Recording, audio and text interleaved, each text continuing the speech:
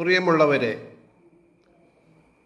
വഴിയിൽ നിന്നും വീണ് കിട്ടിയ ഒരു സ്വർണ്ണാഭരണം ഉടമയെ കണ്ടെത്തുന്നതിന് വേണ്ടിയാണ് ഈ വീഡിയോ.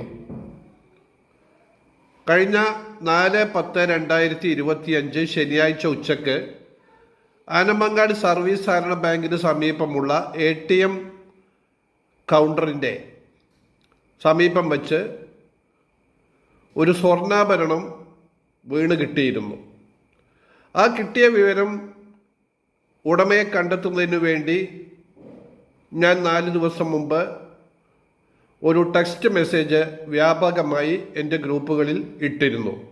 എന്നാൽ ഇതുവരെയും ഉടമയെ കണ്ടെത്തുന്നതിന് വേണ്ടി സാധിച്ചിട്ടില്ല. ആനമങ്ങാട് സർവീസ് സഹകരണ ബാങ്കിന് സമീപമുള്ള ATM കൗണ്ടറിൽ നിന്നും അന്ന് ഉച്ചയ്ക്ക്